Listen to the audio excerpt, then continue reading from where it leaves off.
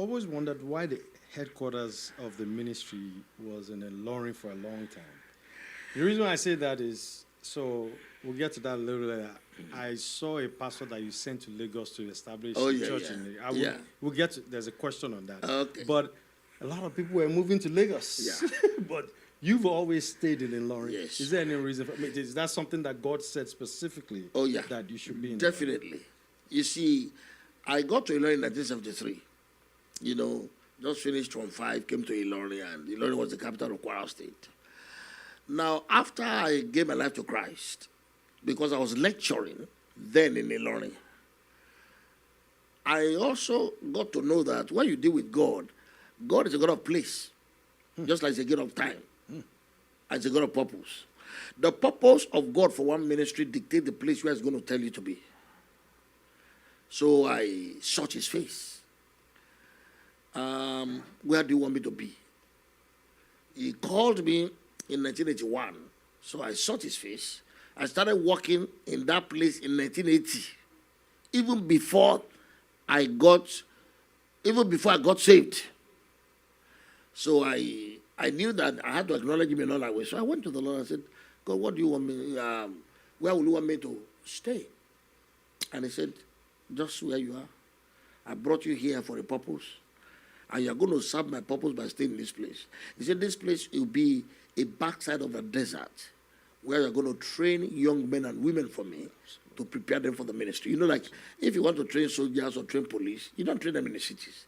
You look for a place in the jungle where they're going to be away from the convenience and the pleasure of life, and then you're going to train them. So he said, I'm going to have you train them there.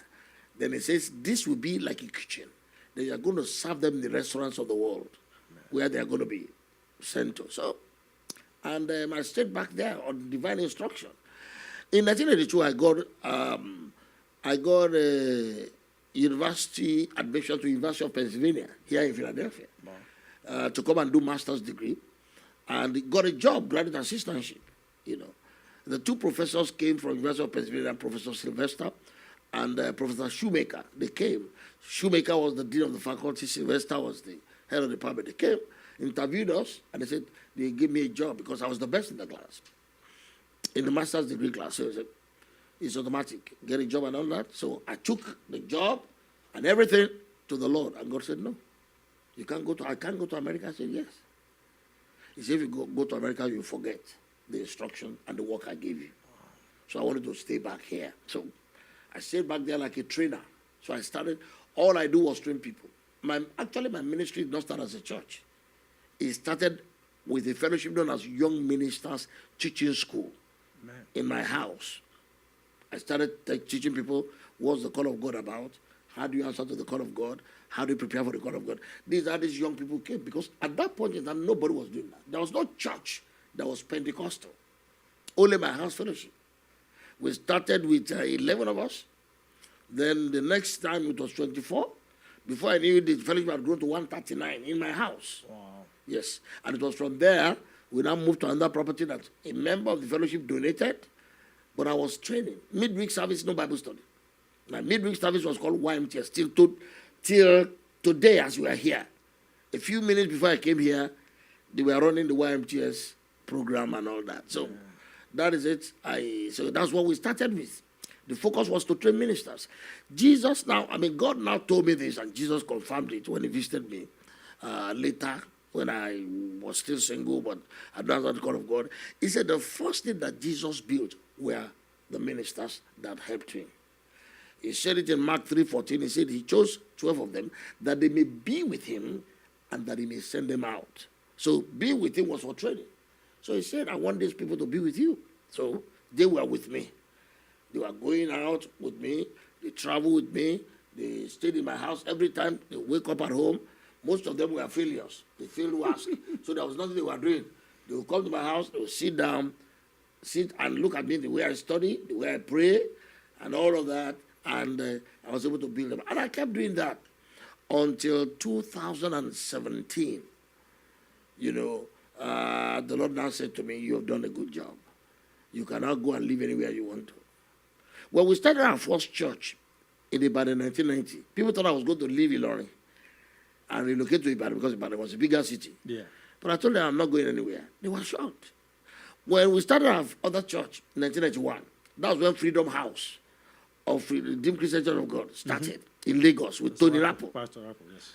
They thought I was going to go to Lagos. I didn't go. I posted somewhere at RHEMA to ILORIN. When we started our church, our fourth church in England, London, they thought I was going to go to London. I didn't go. When we started our church in the US, they thought I was going to go. I didn't go. You know, because God says not to go. And so I concentrated on raising, teaching, training, schooling many young men and women. Today, they have firebrand all over the world. Yeah. Preaching and teaching the kingdom. People always say, how do you get to travel all over the place? They're my sons. Most of these people, they're either direct sons or sons who came out of the loins of the people I raised.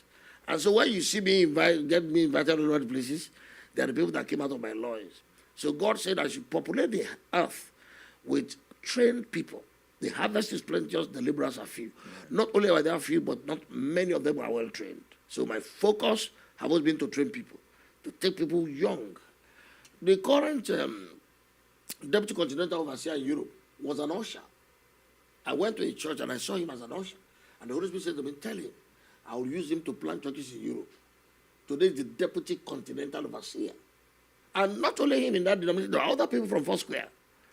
The current overseer of Foursquare in Nigeria, who happened to be my friend, and we grew up together in ILORIN, you know, used to come to our house fellowship and all of that, is the overseer of Foursquare in Nigeria, you know. So that is what God made me do in the beginning, just to raise up people. And it was later now, when I trained them, I didn't have a desire for planting church. God now said, listen, you train these people, they need expression. So set up church so that they can have a place. We send them to that place. When I sent the first person to Ibadan, he was 20 years old. In 3 years, he took the church from 0 to 3,000 people. People have never seen anything like that. A young boy, not married, on fire for God. When I sent the other person to Lagos, boom. I said, boom. Everywhere we went to Ife, Kaduna, Abuja, boom, boom, boom, boom, boom. Though not every one of them repaid me well, but God has paid me well. So Amen. that is the reason why I stayed back there. It's an instruction. Yes, sir. But in 2017, God told me, you've obeyed me, you've done the right thing. So you can go and live anywhere you want. Now I had a choice to live anywhere I wanted, whether it was US or Australia or Canada, all those places I've known people. I remember when I came to the US, there was a time I came to one of my friends in Philadelphia, Bishop Gilbert Coleman Jr., and that was 1994. The man wanted to fight for me to come. I said, no, I don't want to come. He said, why? I said, God said I shouldn't live where I am. So when he visited me there, I said, you mean this is where you are? I said, yes. He said, this is where you are. And you don't want to come? I said, I don't want to. I said, why? I said, God said I should. When I came, I got my social security number in 1991 in Florida. I said they should write it in the middle of that social security number, not for employment. Wow. You know, in those days, you get social security. Yeah, they don't put it on. Yeah, I said, put it. Now, I was committing myself not to be able to live where I was, to relocate and come and work here, because I knew the temptation was going to be there. So I always tell people that, you see, that commitment level was one of the reasons why God blessed the works I did, and why God blessed me, even what I'm doing today. But that is just the short history of our state bank. It's not that ILORIN was more attractive. No. My town is just some 35 miles from ILORIN, which is so far. So, and there was nothing in ILORIN, nothing. But that is where God said I should be planted. From there, when God called me, I bought a map of the world and put it on the wall of my room. I bought a globe of the world and put it on the table in front of me. So every morning when I wake up, I'm looking at the map of the world. I'm looking at nation after nation. I keep saying, I'm coming to you, Japan. I'm coming South Korea. I'm coming Belgium. I'm coming Holland.